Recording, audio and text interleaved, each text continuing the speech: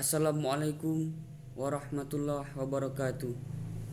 Alhamdulillah, alhamdulillahillazi ja'alal kitabata lil qira'ah wal qira'ata lil kurama wal kuramata lil ibadah wal ibadata lillahi ta'ala. Asyhadu an la ilaha illallah wahdahu la syarikalah lahus samawati wal ard. Allahumma shalli ala sayyidina Muhammad wa ala ali sayyidina Muhammad. Amma ba. Baiklah, langsung saja. Di sini saya Akbar Fatonoga dengan NIM 10220035. Langsung saja. Di sini saya ingin menjelaskan atau memenuhi tugas saya, yaitu dari MK Hukum Adat dan Budaya. Langsung saja kepada penjelasannya. Hukum adat perorangan atau perseorangan adalah ilmu yang menarik, namun pada pelaksanaannya sering dijumpai kejanggalan dan perbedaan dan dalam penafsiran. Di Indonesia begitu banyak peraturan atau undang-undang yang diciptakan. Hukum nasional sebagai hasil pengembangan hukum adat, di mana hukum adat tidak pernah mundur atau tergeser dari peraturan politik dalam membangun hukum nasional, adalah untuk terwujudnya hukum nasional dengan mengangkat hukum rakyat, yaitu hukum adat menjadi hukum nasional. Terlihat pada naskah Sumpah Pemuda pada tahun 1928 bahwa hukum adat layak diangkat menjadi hukum nasional.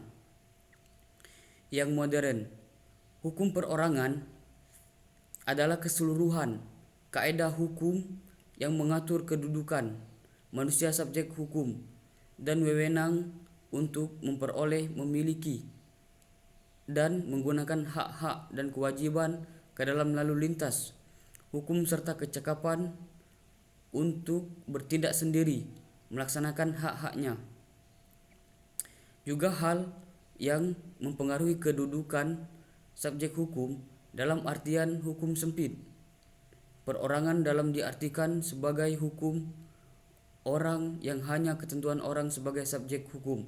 Dalam arti yang luas, hukum orang tidak hanya ketentuan orang sebagai subjek hukum, tetapi juga termasuk aturan hukum keluarga.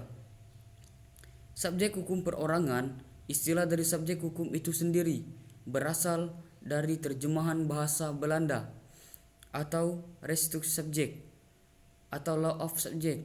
Dalam hukum Inggris, secara umum, subjek hukum diartikan sebagai pendukung hak dan kewajiban, yaitu manusia badan hukum.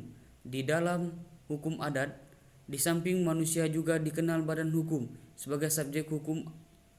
Adapun badan-badannya, hukum menurut hukum adat antara lain adalah desa, suku, wakaf, dan akhir-akhir ini termasuk juga yayasan, sebagaimana diatur di dalam Lembar Negara nomor 91 tahun 1927, kemudian disempurnakan dan diatur melalui Undang-Undang nomor 16. Dan pengertian hukum yaitu badan atau organisasi yang oleh hukum diperlakukan sebagai orang, yaitu memegang dan menanggung kewajiban. Badan hukum dalam bahasa Indonesia diartikan sebagai organisasi atau perkumpulan yang didirikan dengan akta yang otentik dan dalam hukum diperlakukan sebagai orang yang memiliki hak dan kewajiban atau disebut juga dengan subjek hukum. Badan hukum pada hakikatnya adalah hak-hak dan kewajiban dari para anggotanya secara bersama-sama, dan di dalam terdapat harta kekayaan bersama yang tidak dapat dibagi-bagi. Setiap anggota adalah pemilik harta kekayaan yang terorganisasikan dalam badan hukum. Dan hukum adat adalah kumpulan orang-orang bersama-sama yang bertujuan untuk mendirikan suatu badan, yaitu berwujud himpunan dan harta kekayaan yang disendirikan untuk tujuan tertentu dan dikenal dengan yayasan. Sedangkan hukum waris mengatur pemindah tangan harta benda seseorang setelah ia meninggal dunia. Dengan begitu, sebenarnya hukum waris ini merupakan bagian dari hukum harta benda. Akan tetapi sebaliknya, hukum waris mempunyai hubungan yang sangat erat dengan hukum keluarga, di mana bila kita lihat dari sudut pandang yang berhak mewarisi harta benda yang meninggal atau almarhum adalah keluarganya. Oleh karena itu, hukum waris mempunyai hubungan erat dengan hukum harta benda dan hukum keluarga. Maka hukum waris diberikan suatu tempat tersendiri di samping hukum harta benda dan hukum keluarga. Dan hukum tanah atau hukum adat yang berkaitan dengan tanah itu sendiri adalah serangkaian aturan yang mengikat pada suatu masyarakat yang tidak tertulis dan bersumber dari kebiasaan yang tumbuh dan berkembang pada suatu masyarakat tertentu yang kemudian diterima menjadi hukum secara turun-temurun. Dan hukum waris adat merupakan hukum lokal suatu daerah ataupun suku tertentu yang berlaku, diyakini dan dijalankan oleh masyarakat daerah tersebut. Hukum waris adat di Indonesia tidak terlepas dari pengaruh susunan masyarakat, kekerabatannya yang berbeda. Adapun hukum adat perkawinan yaitu prosedur untuk melaksanakan pernikahan atau proses pelaksanaan pernikahan, antara lain pernikahan pinang, kawin-kawin yang bersama dan kawin lari dengan paksa, yang semuanya masih berlaku di masyarakat.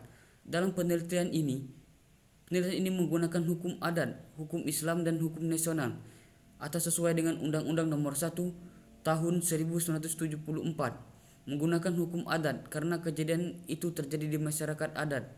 Sedangkan menggunakan hukum Islam karena teori resiptio dan kompresio mengatakan bahwa hukum Islam adalah menjadi hukum adat untuk mengetahui sejauh mana hukum Islam mengatur masalah pernikahan atau menikah, kawin lari bersama dan kawin lari dengan paksa.